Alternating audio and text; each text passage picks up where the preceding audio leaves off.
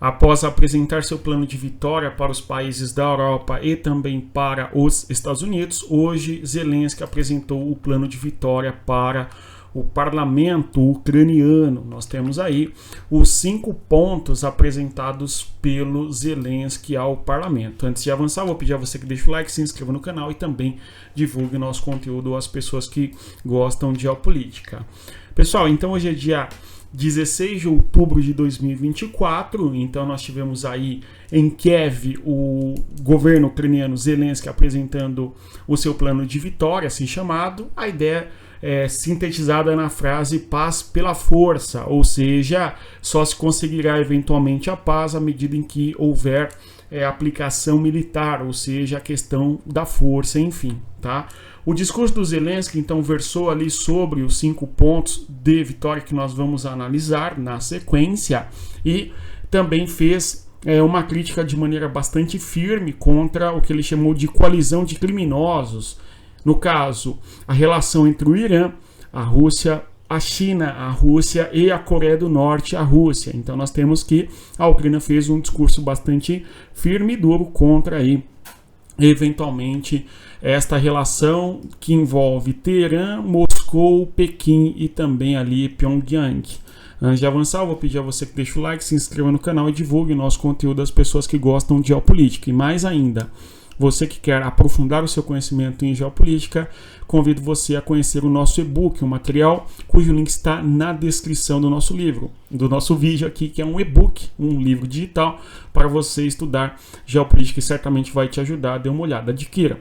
Pessoal, então aí, além disso, nós temos ainda no dia de hoje novo pacote de ajuda dos Estados Unidos para a Ucrânia, pelo menos 300 milhões de dólares, pelo que eu havia visto, era 345 milhões de dólares dos Estados Unidos em direção à Ucrânia, enfim, tá certo? Então nós temos algo importante nesse sentido que continua ocorrendo, que é a ajuda militar através de pacotes econômicos para a Ucrânia, tá certo? A estimativa é que já tivemos 3 bilhões de ajuda para a Ucrânia desde o início da guerra, conforme inclusive o próprio Donald Trump eventualmente comentou, não é? Na região de Kursk, que nós vamos observar, nós temos uma tentativa russa de avançar para a direção de Malaya-Loknia e também na direção de Guievo, tá? E há avanços russos no fronte de guerra em Kupiansk, no território de Kharkiv, em Toretsky e também Pokrovsk, ambos os territórios ali na localidade de Donetsk, tudo bem? Então a Rússia tem avançado todos os dias, ainda que pouco, mas mantém avanços, não é, no campo de batalha, conforme nós estamos observando. Então vamos aqui observar qual que é o plano de vitória do governo ucraniano, de Volodymyr Zelensky. Então nos próximos slides nós iremos observar como que é pensado o plano de vitória da Ucrânia. Vejam só, nós temos aí plano de vitória. Primeira coisa importante, primeiro ponto espera que haja um convite da OTAN para que a Ucrânia faça parte da OTAN. Tudo bem? Então nós temos a Ucrânia mais uma vez reiterando a sua perspectiva de que o país deve fazer parte da OTAN. Tá? São 5 pontos ali o plano de vitória do governo ucraniano. E um ponto aí, primeiro, é justamente essa ideia de que a Ucrânia deveria fazer parte da aliança militar do Atlântico Norte. Segundo ponto, vamos observar apoio às Forças Armadas da Ucrânia, ou seja, deve manter o apoio à Força Armada Ucraniana e esse apoio ele tem que vir de maneira mais significativa e não pode cessar. Então, a gente vê uma preocupação por parte da Ucrânia em relação ao apoio que recebe eventualmente dos países ocidentais, em especial países que pertencem inclusive à OTAN, a Organização do Tratado do Atlântico Norte. Agora, esse apoio para as Forças Armadas da Ucrânia, ele vem com alguns desdobramentos. No caso aí, vejamos um primeiro, armas de longo alcance da Ucrânia para serem usados contra a Rússia, ou seja, em boa medida o plano, quando é sintetizado na frase conforme eu menciono com vocês, que é a paz pela força, a gente tem aqui então a Ucrânia, primeiro quer pertencer a uma organização militar não é? Que é uma organização supranacional justamente para uma mútua defesa no futuro, perfeito? E, eventualmente, quer apoio às suas forças armadas e mais. Ele quer armas de longo alcance para serem utilizadas dentro do território da Rússia, tudo bem? Não apenas na região onde a Rússia domina os territórios da Ucrânia. Um outro ponto, operações militares dentro da Rússia, que é o que eu estou falando com vocês, ok? Então, um apoio às forças armadas da Ucrânia e a possibilidade da Ucrânia fazer operações militares dentro do território russo, tá? Na sequência, a gente tem evitar a criação de zonas tampão em solo ucraniano. Então, em alguma medida, o Zelensky está preocupado para que não haja fragmentação territorial da Ucrânia. O Zelensky havia já apresentado esse plano em privado para os Estados Unidos, para o governo Joe Biden, para a candidata à presidência nos Estados Unidos ali, a Kamala Harris, que é vice-presidente, enfim, e também ele apresentou este plano para o Donald Trump. Então, os Estados Unidos já conhecem esse plano, tá certo? E o que nós temos aqui, então, é uma proposta ucraniana para que não haja dentro do território ucraniano uma zona tampão, ou seja, o território ucraniano não pode ser fragmentado em zonas de tampões, enfim, tá certo? Ou, em outras palavras, a Ucrânia quer manter a soberania territorial sobre o seu território, tudo bem? Contenção da Rússia, então tem que buscar, o terceiro ponto aqui, uma contenção russa, tudo bem? Desdobrando-se ainda em uma dissuasão estratégica não nuclear. Essa dissuasão estratégica não nuclear certamente envolve, sem dúvida, as questões de apoio à Ucrânia através de armamentos, através de treinamentos militares e coisa do gênero, tudo bem? Além disso, proteção conjunta de recursos naturais. Aqui é um ponto bem curioso. Não somente a proteção, mas também a produção, o desenvolvimento dos recursos naturais da Ucrânia, em conjunto com os países da Europa e também com os Estados Unidos. Tá certo? O plano de vitória da Ucrânia foi apresentado para a França, a Itália, a Alemanha e também o Reino Unido. Então, os países europeus todos, já que tem peso aí na questão geopolítica, foram a eles apresentado este plano de vitória, e aí uma partilha do recurso natural da Ucrânia, ou seja, uma perda de soberania, certamente, no território ucraniano em relação aos seus recursos naturais. É uma coisa que é bastante curiosa, né? Quando a gente observa, assim, considerando a crítica nacionalista que vão fazer ao governo ucraniano, mesmo dentro da Ucrânia, tá certo? A proteção conjunta dos recursos naturais e o desenvolvimento desses recursos que interessam, em boa medida, ao mundo todo. A exemplo aí do urânio, que é fundamental para a produção de energia nuclear, lembrando que a Ucrânia é um país importante no que se refere à produção de energia nuclear, mas também o urânio fundamental para eventual ogiva nuclear, coisa do gênero, não é? Titânio e lítio, né? Lítio fundamental para baterias, enfim, tudo bem? Então, a partilha, em alguma medida, dos recursos naturais da Ucrânia junto aos países aliados da Ucrânia. O quinto ponto é surpreendente também, mas antes ainda, conforme nós mencionamos, junto aos Estados Unidos e também à União Europeia, ou seja, a proteção conjunta de recursos da Ucrânia com os demais países que estão, inclusive, apoiando a Ucrânia na guerra contra a Rússia e tal, não é? E também, por fim, a gente tem aí o quinto ponto, que é muito curioso, que chama bastante a atenção: substituição de tropas dos Estados Unidos por ucranianas em territórios europeus, não é? Então aqui, aliás, essa é uma discussão importante, que é a seguinte: após a guerra, o exército ucraniano certamente vai ter um conhecimento de terreno, ou, como nós podemos dizer, experiência de guerra, experiência de combate, assim por diante, testada a ferro e fogo, literalmente. São pelo menos 3 anos aí, quase, né? Não chegou ainda, né? São 2 anos e meio, mas, né? Em fevereiro teremos 3 anos completos da operação especial da Rússia na Ucrânia, da invasão russa na Ucrânia, enfim, né? Então, é um longo histórico, uma longa experiência de guerra. O exército ucraniano tem sido treinado, utilizando os equipamentos ocidentais eventualmente modernos e tal, né?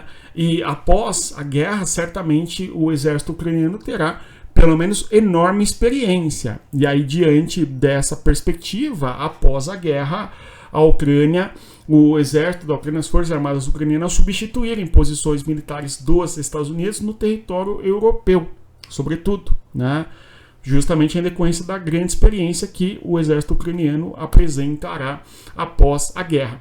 De modo curioso isso, nós podemos pensar inclusive na questão do Hezbollah. O Hezbollah tem uma série de experiências em guerra, em conflito, no terreno, em decorrência do Hezbollah ter lutado na guerra civil da Síria, tá certo? Em especial o Hezbollah luta contra o Estado Islâmico no território sírio e também parte do território do Iraque, né? Então isso dá uma vantagem bastante significativa aí para o exército, não é, ucraniano, porque luta a guerra com a Rússia. E no caso, só um parênteses, né, uma das coisas mencionadas e importantes sobre a guerra de Israel com o Hezbollah é justamente a experiência militar do Hezbollah no campo de batalha, né? Isso faz diferença de maneira bastante importante. Então, em decorrência aí da experiência de batalhas, de guerra por parte do exército da Ucrânia, a utilização destas, não é isso?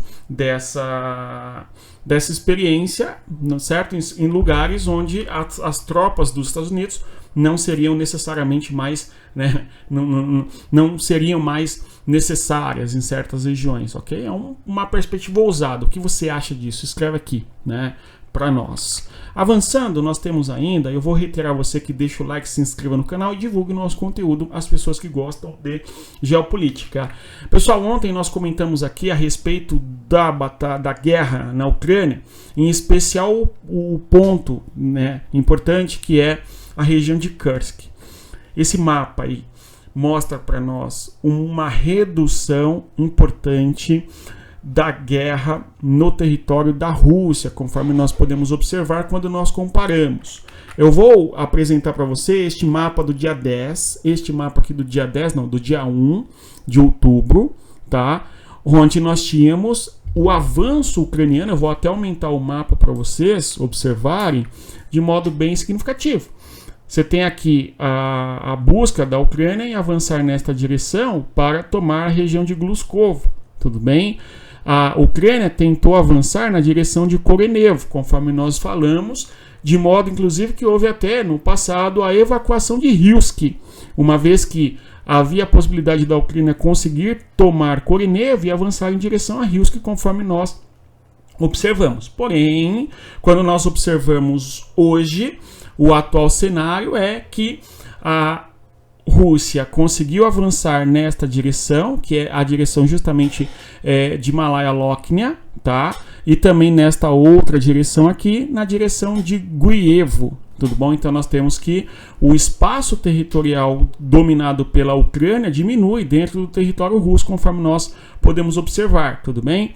E, além disso, este espaço aqui, ó, na direção de Gluskovo, nós temos a presença militar da Ucrânia hoje menor. Aqui, ó, estou achorando na cor vermelha, tá certo? Onde eu faço uma seta indicando aqui, quando comparado lá com o dia 1º de outubro, ou seja, nós temos um esforço russo bastante significativo a partir de Gluskovo, a fim de tentar retomar o território aqui que foi ocupado militarmente pela Ucrânia, tudo bem? Então, aí é um mapa muito interessante, no caso, esses dois mapas mostrando esse histórico do avanço russo na região de Kursk e retomando certos territórios, conforme nós podemos observar a partir de geolocalização, né? Bem, então nós temos aqui outro mapa mostrando as zonas em disputas. Na cor em amarelo mostra que a Rússia teria avançado mais ainda sobre a região de Lyubimovka. Nós falamos sobre isso aqui ontem, de que havia uma disputa e, pelo que parece, a Rússia avançou nesta região, tá? E, por sua vez, a Rússia avança também aqui nesta região sul na busca de conquistar Guievo, conforme nós mencionamos já, tá bom? Então, os mapas aí de diferentes observadores, ok, a respeito da guerra, mostrando o avanço russo dentro do território da própria Rússia contra a presença militar da Ucrânia. Quando nós vemos ali nos mapas anteriores, lá no mapa do dia 6 aqui, por exemplo, a região de Lyubimovka ainda estava sob o domínio ali ucraniano, embora a tentativa russa de avançar nesta localidade, não é? Quando olhamos para hoje, nós temos aí um cenário de que esta região já está contestada, tá certo? As batalhas estão ocorrendo na região em amarelo, então a gente vê a Rússia avançando aos poucos para retomar o território de Kursk, tudo bem? Inclusive, salvo engano, o próprio governo da Ucrânia acabou mencionando isso ontem, tá? Salvo engano, tá bom? No fronte de guerra, lá nos 1000 quilômetros de batalha, nós temos um esforço russo tentando avançar em Kharkiv, a partir da região de Kupiansk, um avanço pequeno, e também uma tentativa russa de avançar nas regiões de Toretsk e no sentido de tentar tomar também Pokrovsk, tudo bem? Então nós temos aí avanços da Rússia nos frontes de guerra como um todo. Vamos continuar observando. Se você chegou até aqui, eu reitero, agradeço sua presença, tudo bem? Eu vou mais uma vez falar para você adquirir o nosso material, para você estudar o nosso e-book, e mais ainda, eu vou reiterar você que divulgue o nosso conteúdo às pessoas que gostam de geopolítica, divulgue o nosso conteúdo para todos nos grupos aí de WhatsApp, de política, de etc., para que mais pessoas possam conhecer o nosso trabalho, ok? Então, bons estudos e, conforme eu sempre digo, respeito a geografia. Até mais. Tchau, pessoal.